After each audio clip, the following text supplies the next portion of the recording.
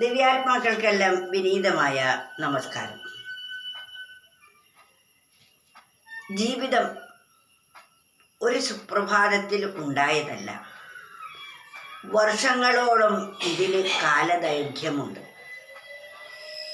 ഈ ജനനം മുതൽ മരണം വരെയുള്ള കാലത്തിനിടയ്ക്ക് നമ്മുടെ ജന്മ ഉദ്ദേശം എന്താണ് എന്ന് നാം ബോധിച്ചിരിക്കുന്നു.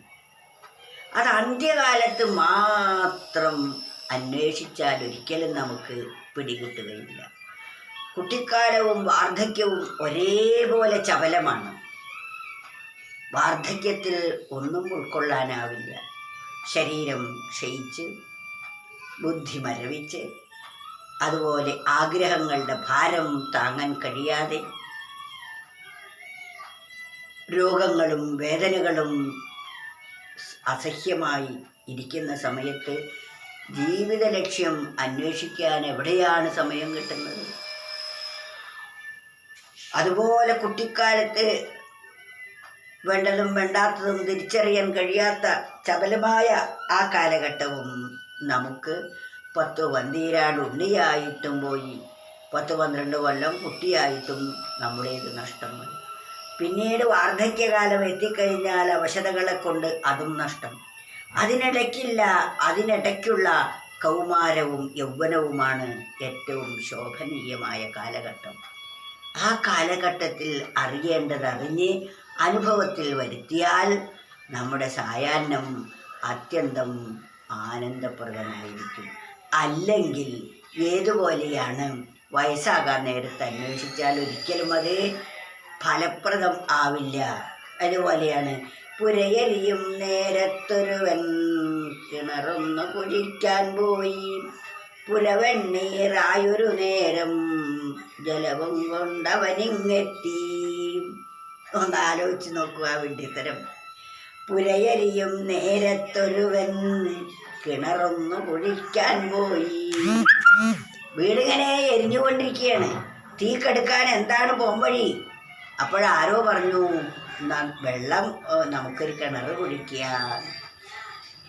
മറ്റൊന്നുകൊണ്ടും കെടില്ല എന്ന് ബോധിച്ച് കിണർ കുഴിക്കാനാണ് അപ്പോൾ പോയത്. കിണർ ഒഴിച്ച് വെള്ളവുമായി വന്നപ്പോഴേക്കും വീട് എരിഞ്ഞ് വെണ്ണീറായി കഴിഞ്ഞു. പിന്നെ ആ വെള്ളം കൊണ്ട് എന്ത് പ്രയോജനം? അതുപോലെയാണ് നാം ജീവിത ലക്ഷ്യ സാക്ഷാത്കാരത്തിന് വാർദ്ധക്യത്തിലാകാം എന്ന് കണക്കാക്കുന്നത്. പലരും പറയും, ആയിട്ടില്ല, കുറച്ച് കഴിയട്ടെ, ഒരു 60 വയസ്സൊക്കെ കഴിയട്ടെ എന്ന് പറയും. ആ 60 വയസ്സാവുന്നത് വരെ എന്തെല്ലാം വിഷയങ്ങൾ നമ്മുടെ മനസ്സിൽ കുത്തിക്കയറ്റിയോ അതിൻ്റെ സംസ്കാരമായിരിക്കും പിന്നീടുണ്ടാവുന്നത്. അതിനാൽ നല്ല വെള്ളക്കടലാസ് പോലെ ശുദ്ധമായ മനസ്സിലേക്ക് ആത്മതത്വം പ്രവേശിപ്പിച്ചാൽ അത് വാർദ്ധക്യകാലത്ത് ആനന്ദപ്രദമായിരിക്കും. ആ അനുഭവം അത് വയസ്സാകാൻ കാലത്തേക്ക് നീട്ടിവെച്ചാൽ അതൊരാൾക്കും ഫലപ്രദമാവില്ല. എന്നാൽ വയസ്സായവർക്കത് വേണം.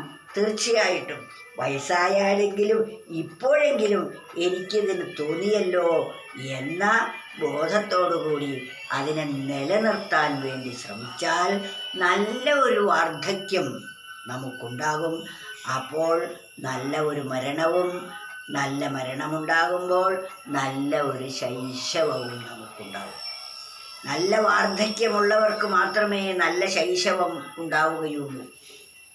അതായത് നമുക്ക് ആദ്യം ശൈശവം കഴിഞ്ഞിട്ടാണല്ലോ വാർദ്ധക്യം വന്നത്.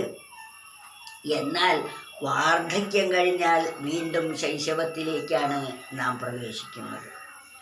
വാർദ്ധക്യം നന്നായാൽ ശൈശവവും നന്നാവും. അപ്പോഴേക്കും അടുത്ത ദേഹമെത്തി.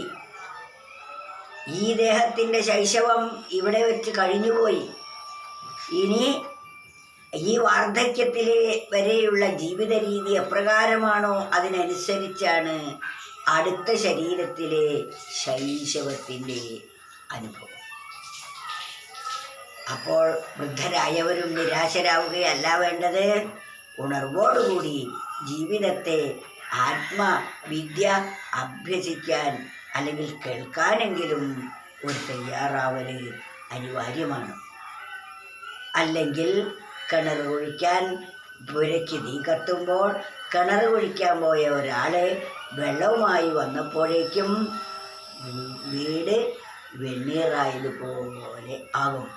പുരയെരിയും നേരത്തൊരുവൻ കിണറൊന്ന് കുഴിക്കാൻ പോയി, പുരവെണ്ണീറായൊരു നേരം ജലവും കൊണ്ടവനിങ്ങെത്തി.